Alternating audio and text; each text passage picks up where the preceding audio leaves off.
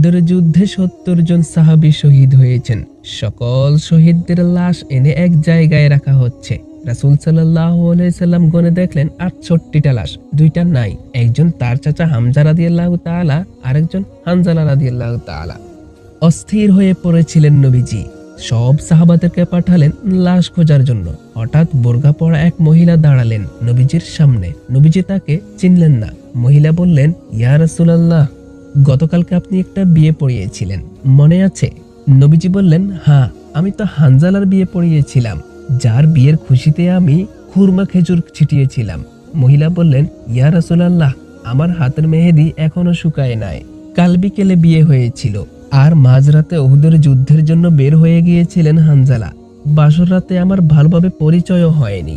যাওয়ার আগে শুধু বলে গিয়েছিলেন, যদি বেঁচে থাকি তাহলে দেখা হবে দুনিয়ায়, আর যদি শহীদ হয়ে যাই তাহলে দেখা হবে জান্নাতে।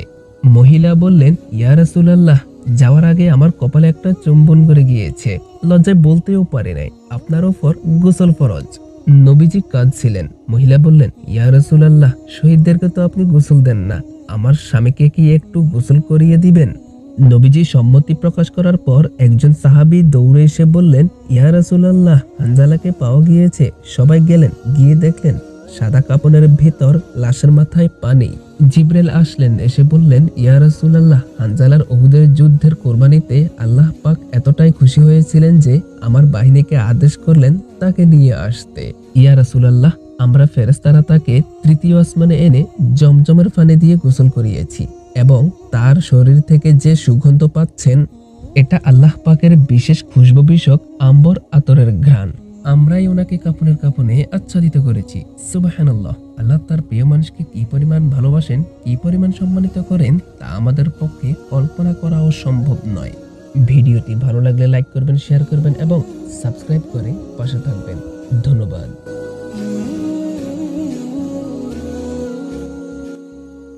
অস্থির হয়ে পড়েছিলেন নবীজি। সব সাহাবাদেরকে পাঠালেন লাশ খোঁজার জন্য। হঠাৎ বোরকা পরা এক মহিলা দাঁড়ালেন নবীজির সামনে। নবীজি তাকে চিনলেন না। মহিলা বললেন, ইয়া রাসূলুল্লাহ, গতকালকে আপনি একটা বিয়ে পড়িয়েছিলেন, মনে আছে? নবীজি বললেন, হ্যাঁ, আমি তো হানজালার বিয়ে পড়িয়েছিলাম, যার বিয়ের খুশিতে আমি খুরমা খেজুর ছিটিয়েছিলাম। মহিলা বললেন, ইয়া রাসূলুল্লাহ, আমার হাতের মেহেদি এখনো শুকায় নাই। কাল বিকেলে বিয়ে হয়েছিল, আর মাঝরাতে উহুদের যুদ্ধের জন্য বের হয়ে গিয়েছিলেন হানজালা। বাসর রাতে আমার ভালোভাবে পরিচয়ও হয়নি। যাওয়ার আগে শুধু বলে গিয়েছিলেন, যদি বেঁচে থাকি তাহলে দেখা হবে দুনিয়ায়, আর যদি শহীদ হয়ে যাই তাহলে দেখা হবে জান্নাতে। মহিলা বললেন, ইয়া রাসূলুল্লাহ, যাওয়ার আগে আমার কপালে একটা চুম্বন করে গিয়েছে, লজ্জায় বলতেও পারে নাই। আপনার ওপর গোসল ফরজ। নবীজি কাঁদছিলেন। মহিলা বললেন, ইয়া রাসূলুল্লাহ, শহীদদেরকে তো আপনি গোসল দেন না, আমার স্বামীকে কি একটু গোসল করিয়ে দিবেন? নবীজি সম্মতি প্রকাশ করার পর একজন সাহাবী দৌড়ে এসে বললেন, ইয়া রাসূলুল্লাহ, হানজালাকে পাওয়া গিয়েছে। সবাই গেলেন, গিয়ে দেখলেন সাদা কাপড়ের ভেতর লাশের মাথায় পানি। জিবরাইল আসলেন, এসে বললেন, ইয়া রাসূলুল্লাহ, হানজালার উহুদের যুদ্ধের কোরবানিতে আল্লাহ পাক এতটাই খুশি হয়েছিলেন যে আমার বাহিনীকে আদেশ করলেন তাকে নিয়ে আসতে। ইয়া রাসূলুল্লাহ, আমরা ফেরেশতারা তাকে তৃতীয় আসমানে এনে জমজমের পানি দিয়ে গোসল করিয়েছি, এবং তার শরীর থেকে যে সুগন্ধ পাচ্ছেন, এটা আল্লাহ পাকের বিশেষ খুশবু বিষয়ক আম্বর আতরের ঘ্রাণ। আমরাই ওনাকে কাফনের কাফনে আচ্ছাদিত করেছি। সুবহানাল্লাহ। আল্লাহ তার প্রিয় মানুষকে কি পরিমাণ ভালোবাসেন, কি পরিমাণ সম্মানিত করেন, তা আমাদের পক্ষে কল্পনা করাও সম্ভব নয়। ভিডিওটি ভালো লাগলে লাইক করবেন, শেয়ার করবেন এবং সাবস্ক্রাইব করে পাশে থাকবেন। ধন্যবাদ।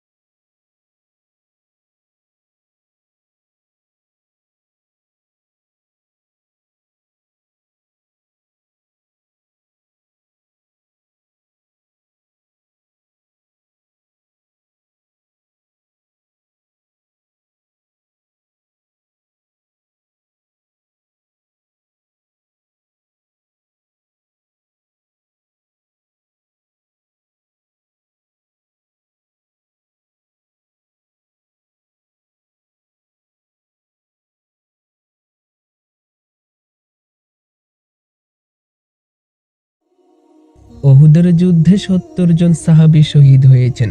সকল শহীদদের লাশ এনে এক জায়গায় রাখা হচ্ছে। রাসূল সাল্লাল্লাহু আলাইহি সাল্লাম গনে দেখলেন ৬৮টা লাশ, দুইটা নাই। একজন তার চাচা হামজা রাদিয়াল্লাহু তাআলা, আরেকজন হানজালা রাদিয়াল্লাহু তাআলা। অস্থির হয়ে পড়েছিলেন নবীজি। সব সাহাবাদেরকে পাঠালেন লাশ খোঁজার জন্য। হঠাৎ বোরকা পরা এক মহিলা দাঁড়ালেন নবীজির সামনে। নবীজি তাকে চিনলেন না। মহিলা বললেন, ইয়া রাসূলুল্লাহ, গতকালকে আপনি একটা বিয়ে পড়িয়েছিলেন, মনে আছে? নবীজি বললেন, হ্যাঁ, আমি তো হানজালার বিয়ে পড়িয়েছিলাম, যার বিয়ের খুশিতে আমি খুরমা খেজুর ছিটিয়েছিলাম। মহিলা বললেন, ইয়া রাসূলুল্লাহ, আমার হাতের মেহেদি এখনো শুকায় নাই। কাল বিকেলে বিয়ে হয়েছিল, আর মাঝরাতে উহুদের যুদ্ধের জন্য বের হয়ে গিয়েছিলেন হানজালা। বাসর রাতে আমার ভালোভাবে পরিচয়ও হয়নি। যাওয়ার আগে শুধু বলে গিয়েছিলেন, যদি বেঁচে থাকি তাহলে দেখা হবে দুনিয়ায়, আর যদি শহীদ হয়ে যায় তাহলে দেখা হবে জান্নাতে। মহিলা বললেন, ইয়া রাসূলুল্লাহ, যাওয়ার আগে আমার কপালে একটা চুম্বন করে গিয়েছে, লজ্জায় বলতেও পারে নাই। আপনার ওপর গোসল ফরজ। নবীজি কাঁদছিলেন। মহিলা বললেন, ইয়া রাসূলুল্লাহ, শহীদদেরকে তো আপনি গোসল দেন না, আমার স্বামীকে কি একটু গোসল করিয়ে দিবেন? নবীজি সম্মতি প্রকাশ করার পর একজন সাহাবী দৌড়ে এসে বললেন, ইয়া রাসূলুল্লাহ, হানজালাকে পাওয়া গিয়েছে। সবাই গেলেন, গিয়ে দেখলেন সাদা কাপড়ের ভেতর লাশের মাথায় পানি।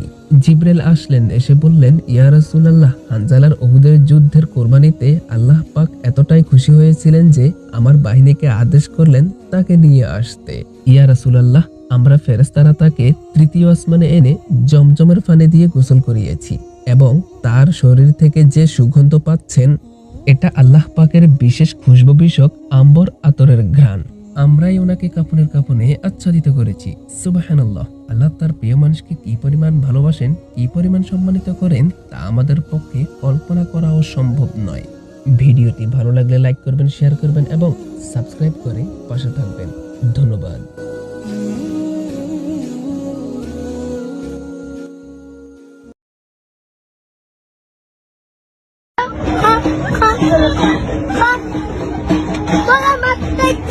নিচ থেকে রসমলাইয়ের বাটি তুলে ধরলেন, উনি বললেন, খা। আর ওগুলা কয়, হা।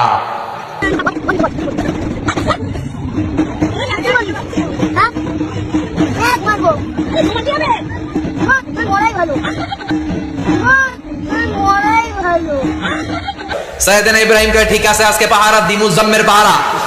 যা, তোরা দিতাছি, পাহারা দিতেছি, যা। এইবার সাইয়েদনা ইব্রাহিম মূর্তির ঘরে ঢুকলেন। দেখেন কি সুন্দর কথোপকথন আল্লাহ তুলে ধরলেন। আল্লাহু আকবার।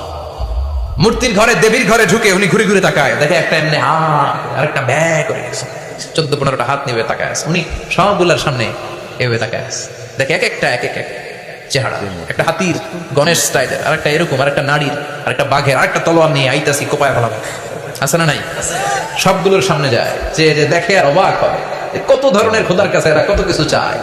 আর যে রেখে প্রত্যেকটার সামনে ডেজার্টস আইটেম, মিষ্টান্ন, এক একটা সামনে রসমালাই, এক একটা সামনে কালো জাম, লাল জাম, রসগোল্লা, চামচাম, দুধ মালাই, মালাই চপ, আছে না নাই?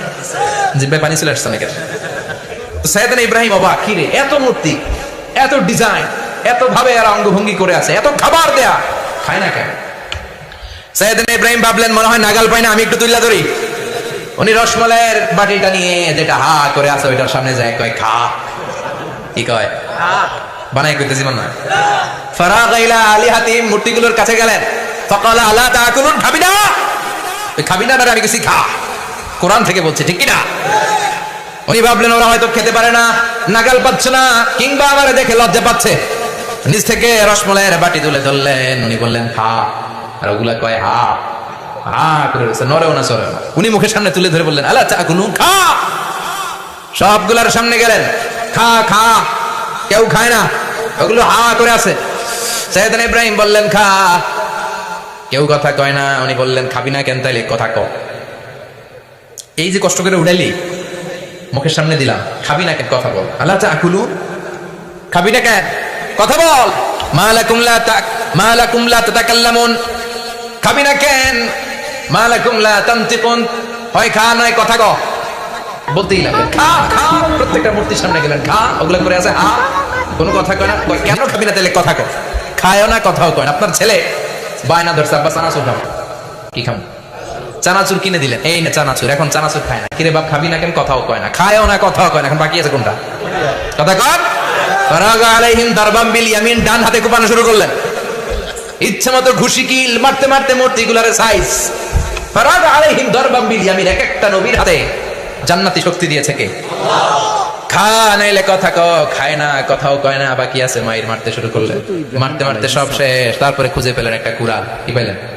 কুড়াল দিয়ে মারতে আরো সুবিধা, খালি এটা এভাবে মারে ওইভাবে মারে। মারতে মারতে যতগুলো মূর্তি ছিল সবগুলো মেরে বড় মূর্তিটার গায়ে মারতে যাবে, ইন দা মিনটাইম স্টপ, না এটার মারো না।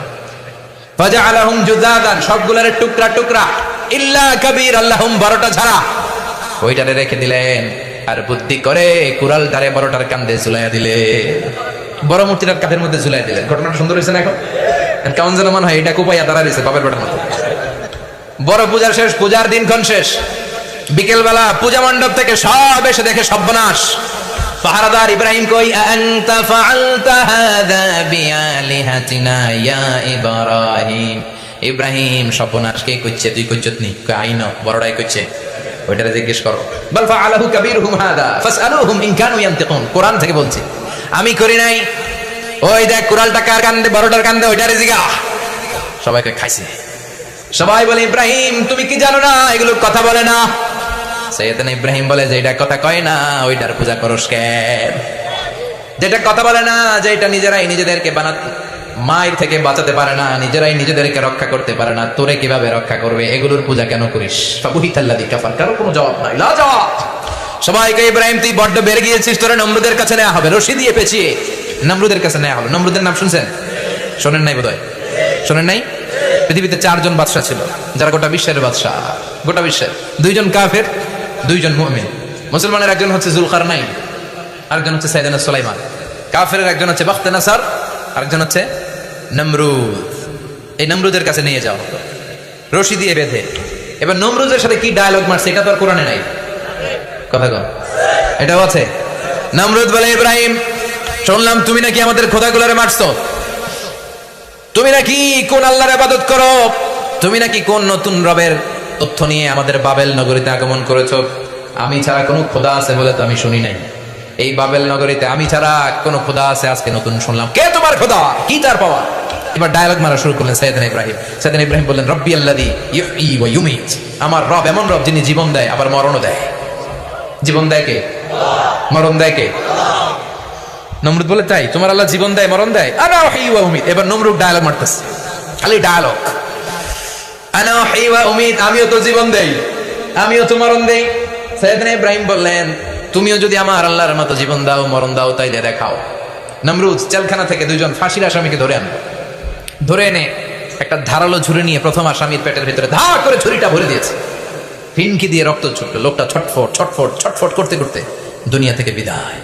এবার পেট থেকে ছুরিটা বের করে দ্বিতীয় আসামির পেটের মধ্যে ঢুকাতে যাবে ধা করে। ইন দ্য মিনটাইম স্টপ, ঢুকায় নাই। পেটে ঢুকাইতে যাবে, ঢুকায় নাই। ইব্রাহিম, এই যে দেখো, তোমার সামনে প্রথম লোকটার আমি জীবন মৃত্যু দিলাম, আর এটার মৃত্যুর পথ থেকে বাঁচাই, এটার আমি জীবন দিলাম। প্রথমটারে দিলাম জীবন, পরেরটারে দিলাম, প্রথমটারে দিলাম মরণ, পরেরটারে দিলাম জীবন। তোমার রব যে যেরকম করে জীবন দেয় আর মৃত্যু দেয়, আমিও জীবন দেই, আমিও মৃত্যু দেই। চিল্লায় পড়েন নাউযুবিল্লাহ। সাইয়েদনা ইব্রাহিম বিপদে পড়ে গেলেন। তাই তো, আসলেই তো প্রথম লোকটারে মৃত্যু দিল, তাই নাই? কথা কন, ছুরি মেরে রক্ত বের করে ওর মৃত্যু দেয় নাই? পরের লোকটারও একই ভাবে মৃত্যু দিতে যে সেখান থেকে বাঁচিয়ে জীবন দিল। বেজাল আছে না নাই? এবার সাইয়েদনা ইব্রাহিম বলে, ফাইন্নাল্লাহা ইয়াতি বিশ-শামসি মিনাল মাশরিকি ফাআতি বিহা মিনাল মাগরিবি ফাবুহিতাল্লাযী কাফার। সাইয়েদনা ইব্রাহিম বললেন, বুঝলাম তুমি আমার আল্লাহর মতো জীবন দাও, বুঝলাম তুমি আমার আল্লাহর মতো মরণ দাও, কিন্তু নমরুদ খেয়াল করে শোনো, আমার আল্লাহ প্রতিদিন সকাল বেলায় পূব আকাশ থেকে জল জলে সূর্যটা উঠায়। তোমার যদি এরকম কোনো ক্ষমতা থাকে, তুমি আগামীকাল সকাল থেকে পূর্ব দিক থেকে সূর্য না উঠিয়ে পশ্চিম দিক থেকে সূর্যটা উঠাও। এবার জায়গার মধ্যে দাঁড়া, একেবারে স্টপ, লা জবাব। নমরুদের মুখে কোনো জবাব নাই। এবার নমরুদের মেজাজ নরম নাকি গরম? কথা কন।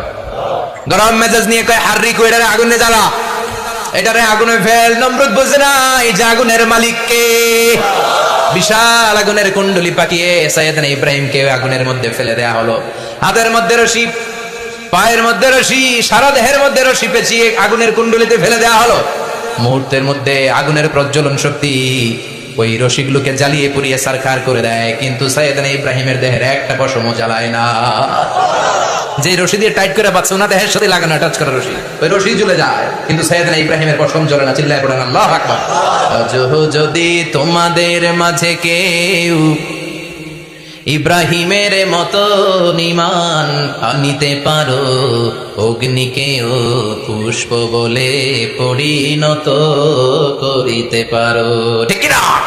মুসার মতো ঈমান হলে রাস্তা হবে সাগর জলে, ইউসুফের মতো ঈমান হলে একে একে দরজা খোলে। সাইয়েদনা ইব্রাহিমের মতো ঈমান যদি আজও থাকে বিদ্যমান, অগ্নিকুণ্ডে দেখতে পাবে খুবসুরতে ফুলবাগান, ঠিক না? ওই ঈমানটা দরকার। ওই ঈমান যদি ঈমানের মতো হয়, আগুনের কুণ্ডুলকে ফুলবাগান বানিয়ে দিবে কে? সাইয়েদনা ইব্রাহিম বসে রইলেন।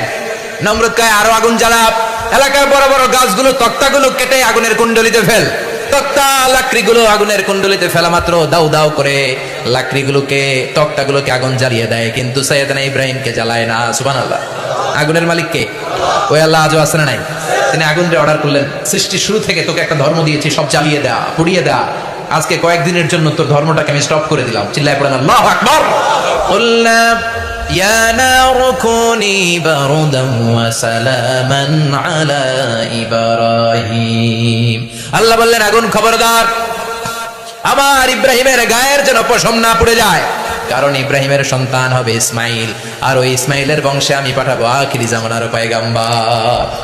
ইব্রাহিমের জন্য কিছু না হয়, কোন ইবারদা ঠান্ডা হয়ে যা, কি হয়ে যা, কিন্তু এত বেশি ঠান্ডা হবি না যাতে ইব্রাহিমের সর্দি না লেগে যায়। সুবহানাল্লাহ।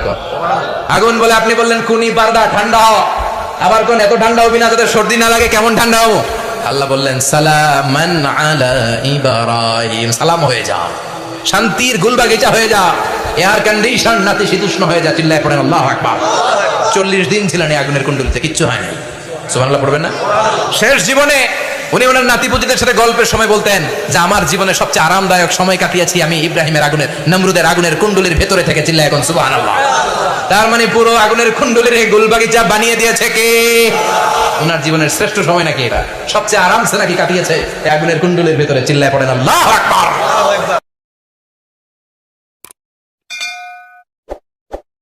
করা হইয়াছে, মাশাআল্লাহ, কত যত্ন। কেন রে তোরে দাহরে সাম কেন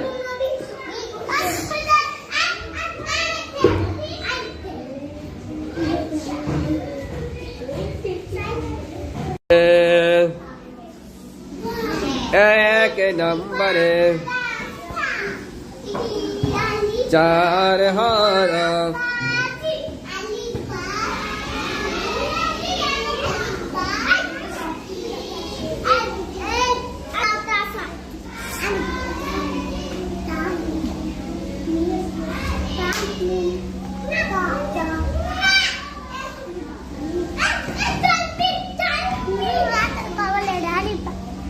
হ্যাঁ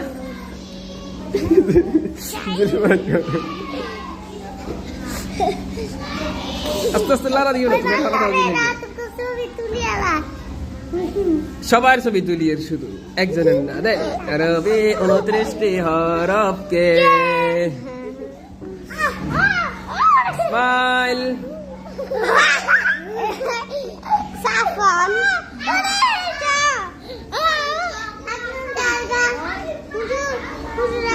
ধরো না, ধরো, হ্যাঁ মাথা তাত বুলাই দাও না, দেয়া যাত। 1 2 3 দেন বলেন, ধন্য ধন্য বলেন চাই।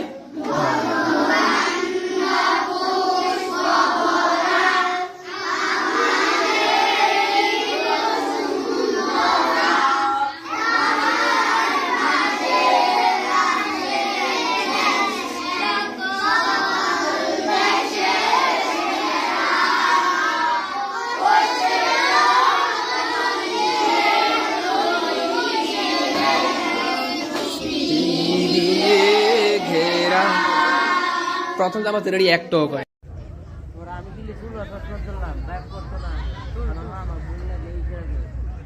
আমার লোক কথা বলতে হবে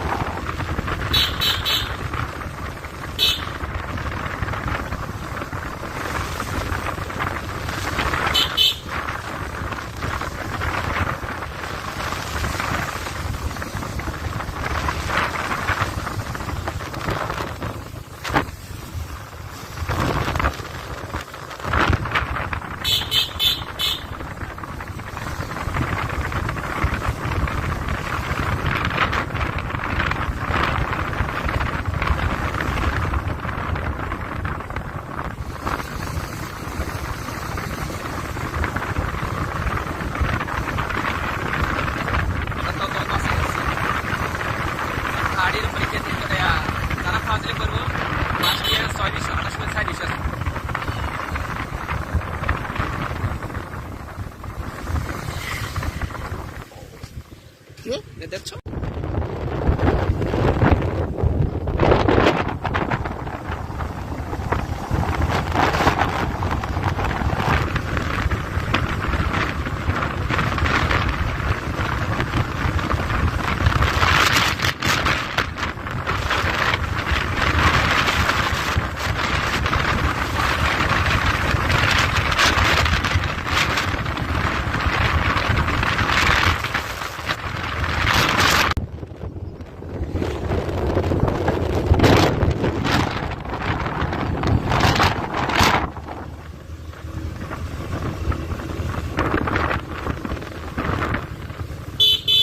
পুরোটা ঠিক করছি রে না অন্য ঠিক করে না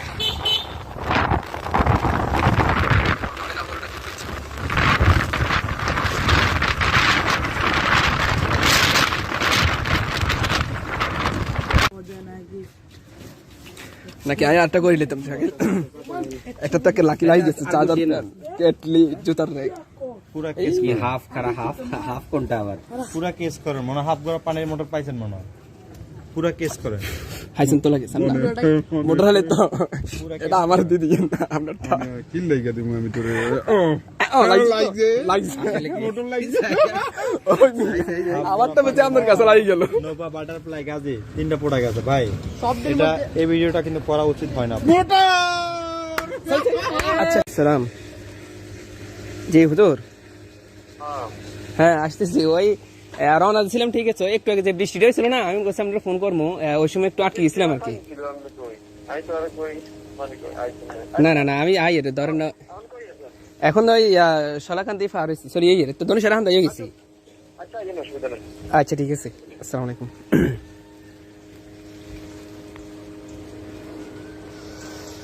তো এই ঘটনা হলো আলহামদুলিল্লাহ এমন একটা চাকরি পাইছি আজকে ওয়েদারটা অনেক বৃষ্টি বৃষ্টি বৃষ্টি আসলে কত বেতন থাকি না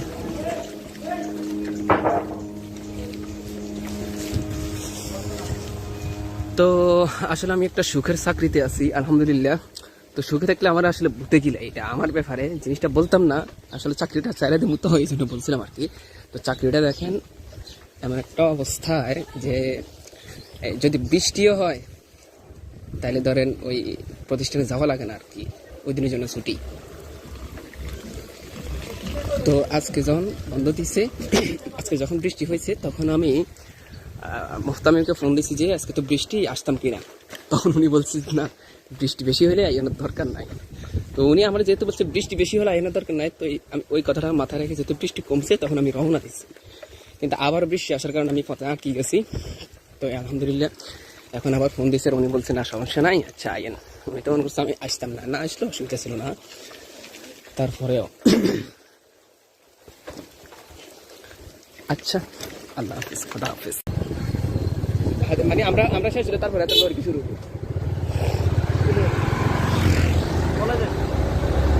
হ্যাঁ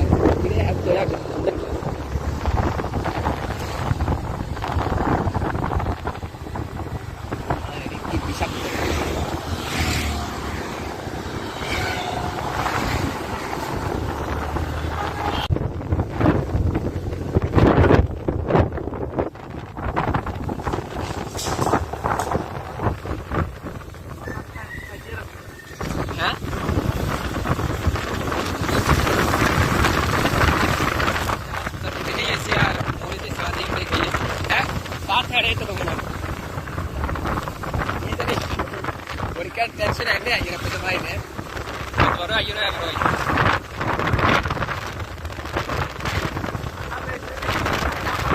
দুইজনে আছি আর শাকিলা টাইলা আছে ইবনি আর আছে হাবিবে আছে এখন পরীক্ষা দিতে ওই ফর্ম ফিল আপ করছে তো কলেজে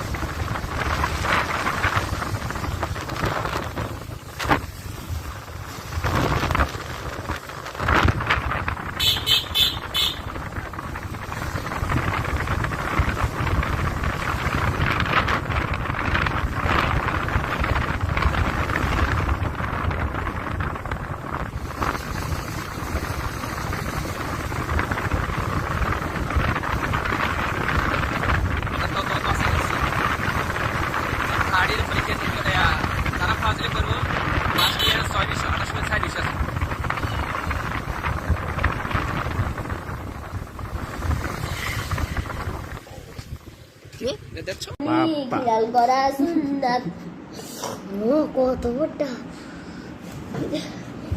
আস্তে সাই সাই সাই ইদ্রাম রেখা কই মা নির্গত বড়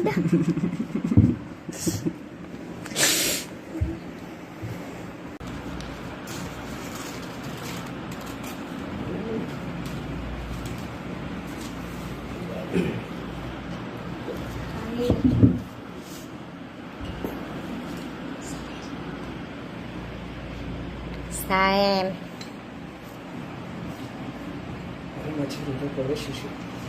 Antale.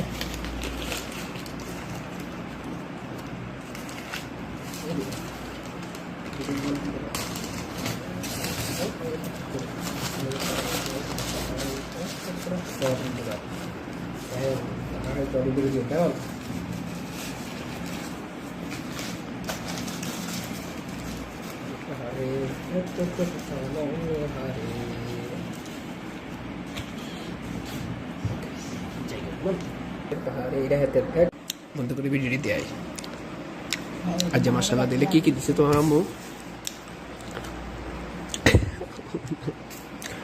আচ্ছা দিছে চা চাটা আসলে মজার একটা চা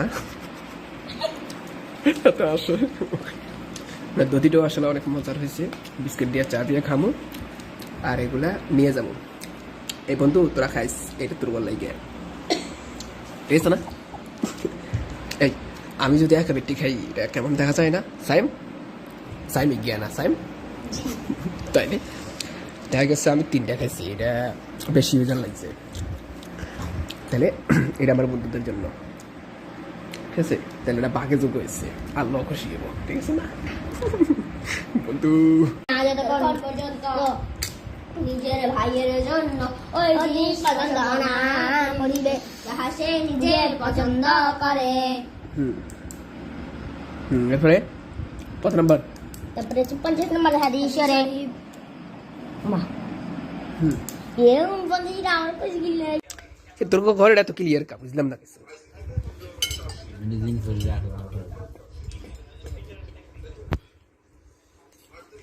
তুমি দিস আসছা খেলা খেলা দে সামিসল হ্যাঁ সামিসল শাকিল এ দে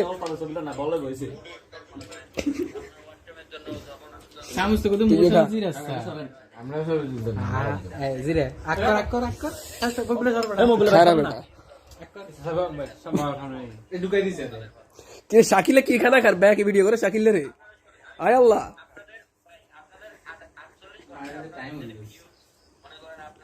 কমেন্টে মারাতে কমেন্ট দিছে না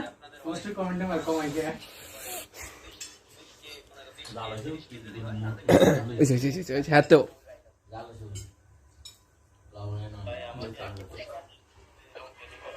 বললো ওই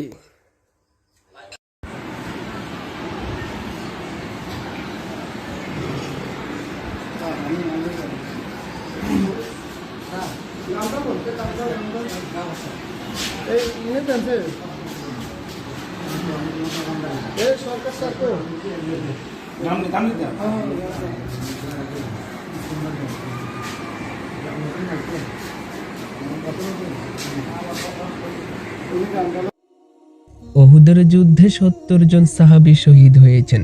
সকল শহীদদের লাশ এনে এক জায়গায় রাখা হচ্ছে। রাসূল সাল্লাল্লাহু আলাইহি সাল্লাম গনে দেখলেন ৬৮টা লাশ, দুইটা নাই।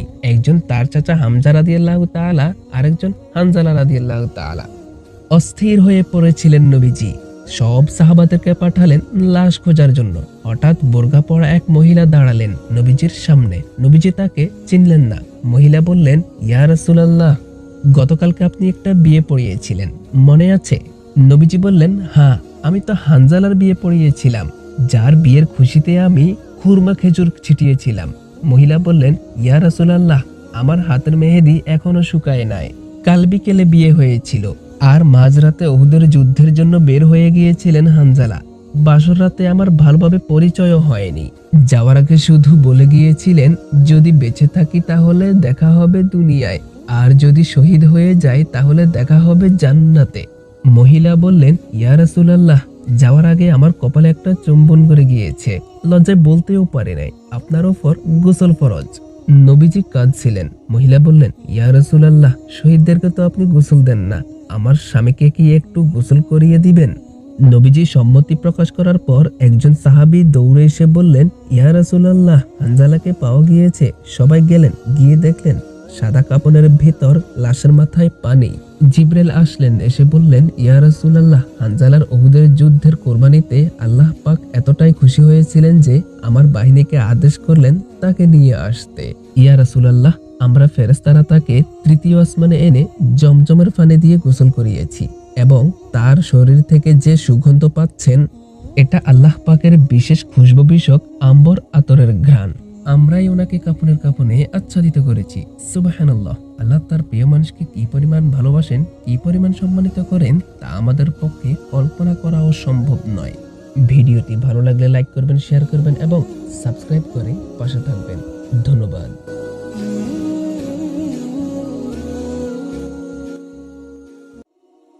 ওহুদের যুদ্ধে ৭০ জন সাহাবী শহীদ হয়েছেন। সকল শহীদদের লাশ এনে এক জায়গায় রাখা হচ্ছে। রাসূল সাল্লাল্লাহু আলাইহি সাল্লাম গনে দেখলেন ৬৮টা লাশ, দুইটা নাই। একজন তার চাচা হামজা রাদিয়াল্লাহু তাআলা, আরেকজন হানজালা রাদিয়াল্লাহু তাআলা। অস্থির হয়ে পড়েছিলেন নবীজি। সব সাহাবাদেরকে পাঠালেন লাশ খোঁজার জন্য।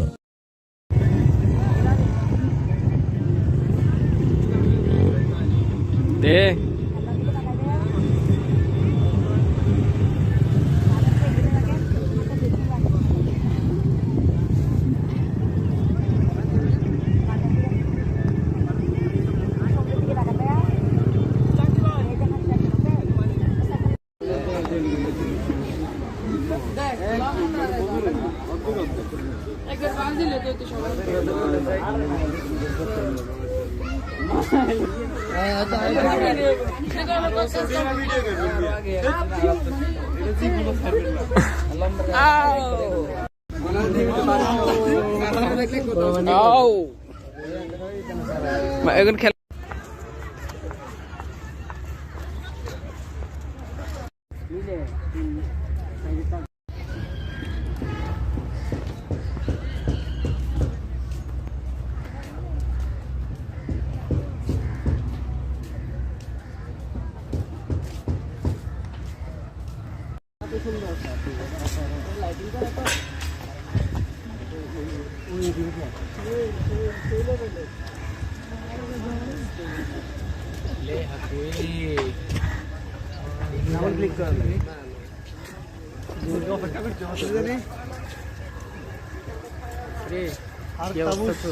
মইনুস জুকুর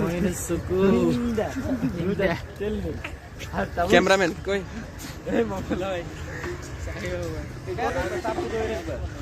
সব কিছু আছে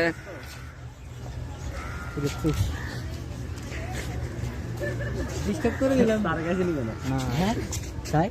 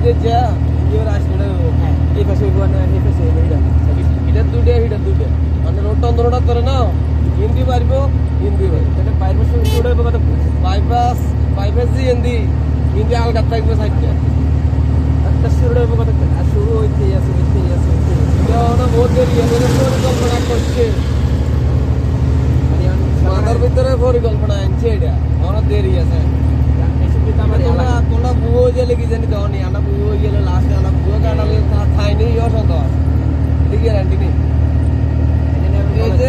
আলাদা রাস্তা এটা তো করবে না তুমি আর যে কোনো রোডের জায়গা আন্ডারপাস করতে হইব নিচে দিক উপরের দিকে আই যাবো নিচে দিয়ে যাবো নিচের গাড়ি সব ক্রসিংয়ের যত রাস্তা আছে বহুত প্ল্যান লাগবে বহুত ভেজাল সরকারি কাজ করবার এই যে নয়া রাস্তাটা যে মধ্যে আছে না মাত্র বাইকেন দিয়ে না এই রাস্তার একবার হয়েছে তোমার এই লগে পাকিস্তান আমলে রাস্তাটা কিনে হয়েছে পাকিস্তান আমলে কিনে হয়েছে এই রাস্তা বাংলাদেশ আমল হইবে আরো 50 বছর ওরা রাস্তা হয়েছে 40 বছর ওরা চলে 12 সাল ধরো 40 বছর ধরো না 50 বছর বাদ দিলাম আর 40 ধরো না 10 বছর ছাড়ে দিলাম তাহলে 40 বছর হরে যায় সংগ্রাম আরো 40 বছর হরে কিন্তু সংগ্রামের আগে পাকিস্তান যখন ছিল তখন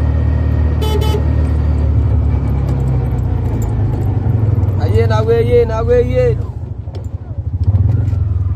এটা কেলান দিছ না গো সিগন্যাল দিছ না কয়জন স্যার না না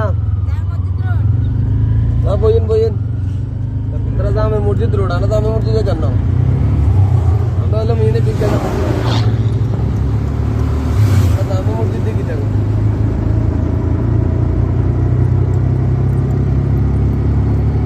জামে মসজিদ রোডের গায়ে আগিয়ে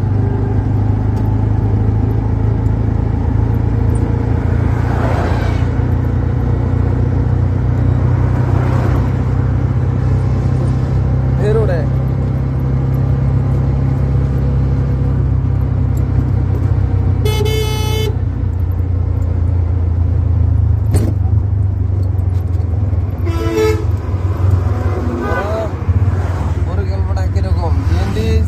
हिंदी को আসছে হিন্দি ধরো না হিন্দি को সাইড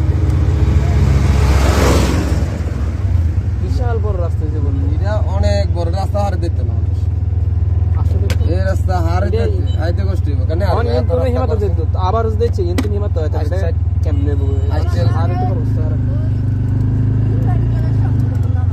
হ্যাঁ গ্রিন মেডিকেল কোনটা আবার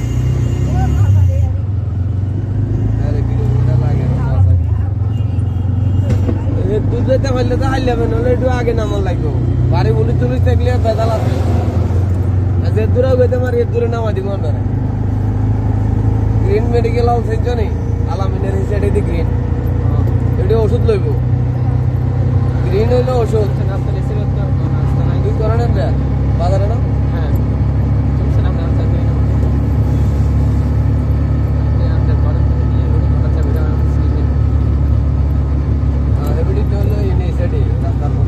रोड गेला ग्रीन मेडिकल बाप बेसा किने सुतरम बाजार ভিতরে রেকর্ড করা বেসা কিনে হলো গ্রিনে আর আলামিনে ওষুধ বেশি হয় না তাই 500 টাকা রেকর্ড করে বেসা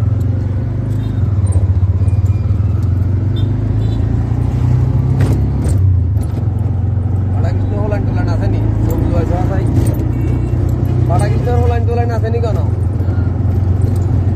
সাদা দেনি ভাড়া কৃষ্ণ পুলিশ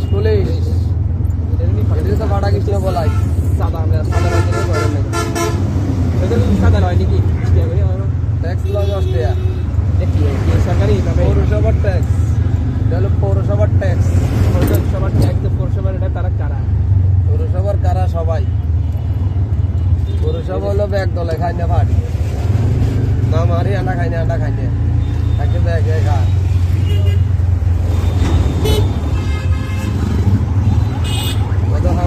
মাছ খায় এই নামে নয় আমি গ্রিন মেডিকেল হাউস একটা আগাতে আমি দিচ্ছি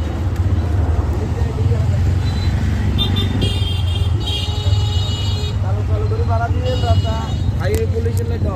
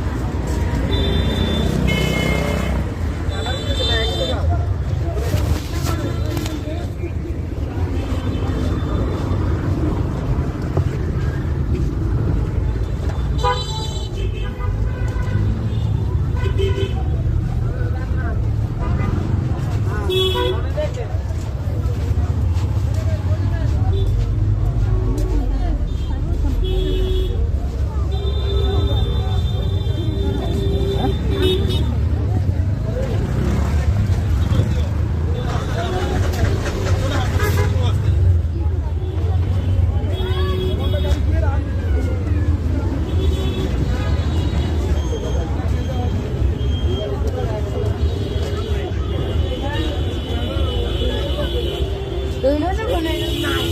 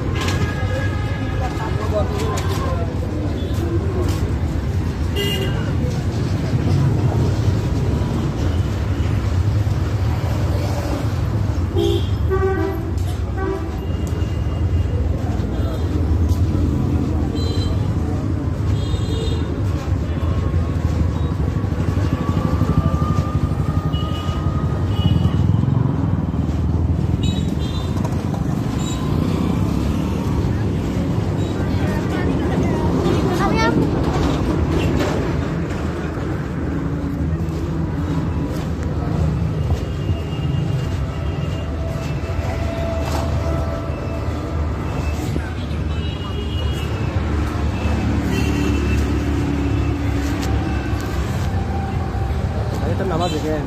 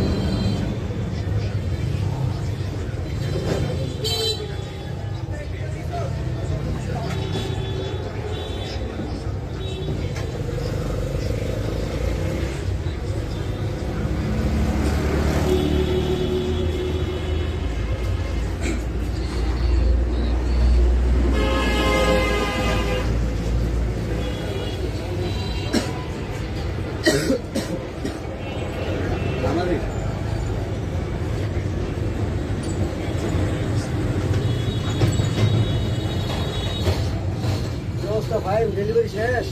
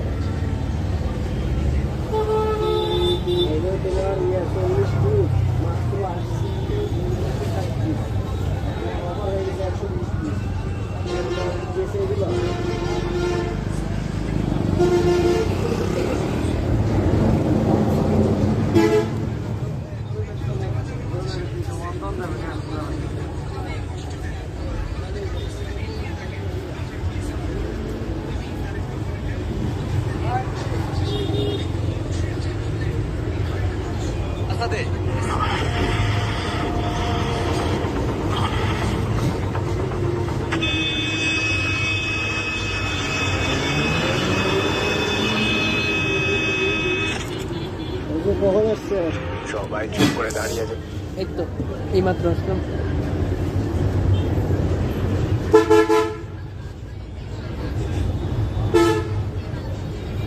দেখছিস না, চেল্লাচ্ছিস কেন?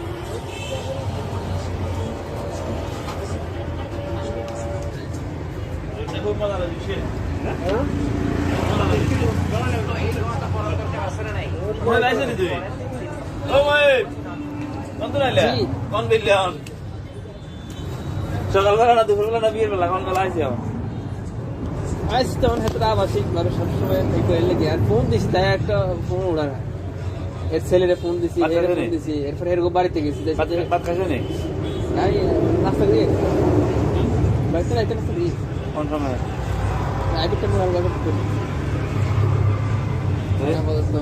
আচ্ছা আগে হেদিকে যাইছে সেদিকে আমাদের দুপুর খাওয়ার টাইম সেদিকে অনেক খাওয়ান করা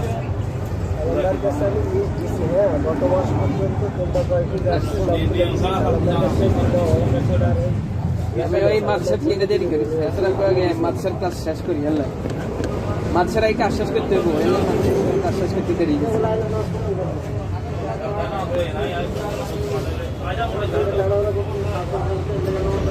আইতাম এনে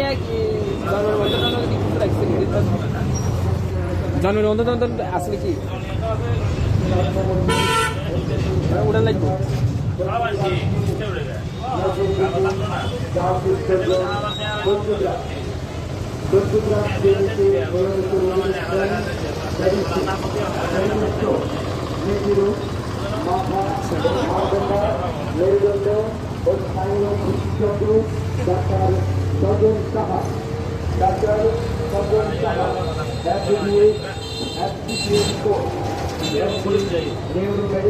আমরা কত মানে আচ্ছা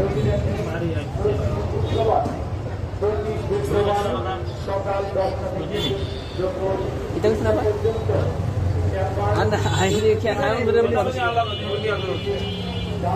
আমি বলছি আমার কথা শেষ এলাই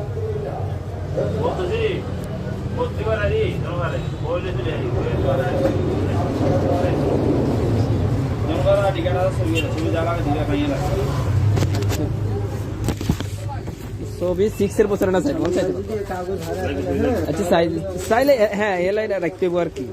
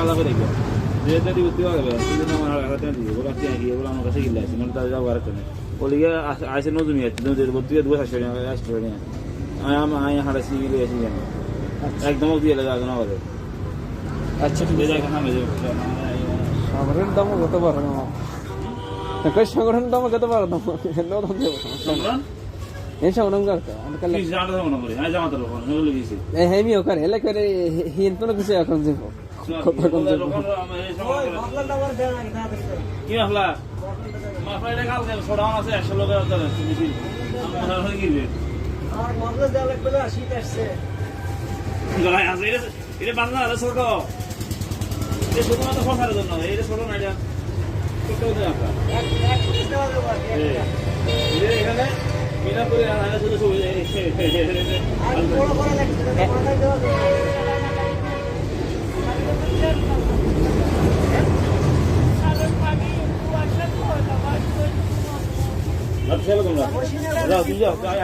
আচ্ছা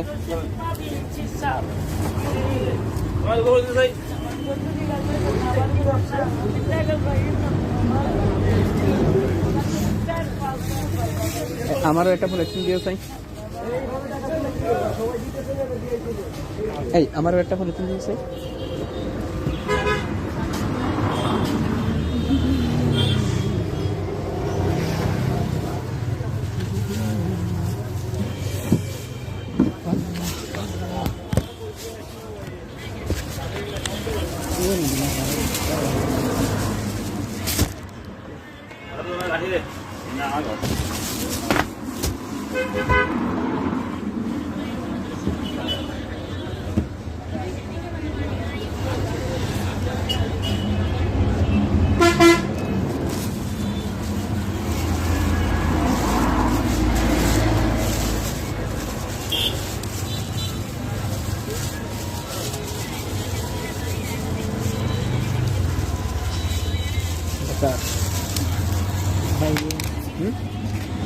ভাইয়েরা রে টাকা উঠেছে কিন্তু দাদা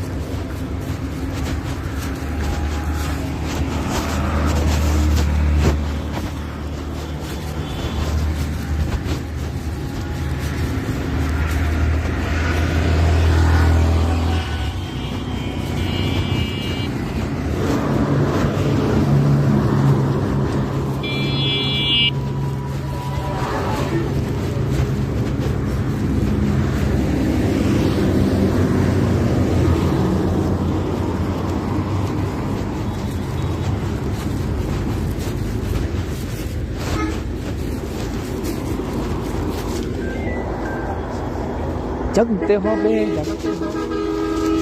আমাদের পানবাজার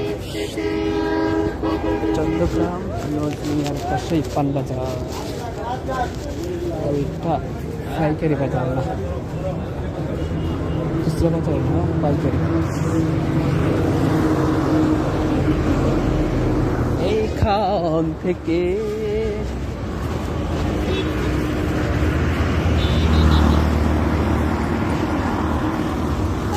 এখান থেকে নিতে হলে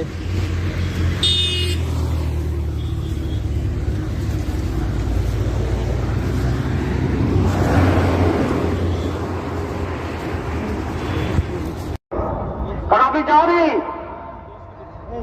এর আগমন আমলে যেভাবে হত্যাকাণ্ড হয়েছিল বাড়িঘর আগুন দেওয়া হয়েছিল, মানুষ প্রতিহিংসা পরায়ণ হতে পারে। আমি সেই জন্য প্রথম ফোন করে বলেছি আমার নেতাদেরকে, 14 গ্রামের আকাশে আমি কোন ধোঁয়া দেখতে চাই না, কোন প্রতিশোধ দেওয়া যাবে না, কোন হামলা করা যাবে না, কোন আগুন দেওয়া যাবে না। আলহামদুলিল্লাহ কোন উচ্ছৃঙ্খল আচরণ প্রতিশোধ 14 গ্রামে নেওয়া হয় না। আপনার সাক্ষী আছেন তো নাকি? আমাদের বন্ধুরা সাক্ষী দেবেন, তারা ভালো আছেন, নিরাপদ আছেন। কারণ আমি 14 গ্রামে কোন দলীয় দৃষ্টিভঙ্গি থেকে মানুষকে দেখি না।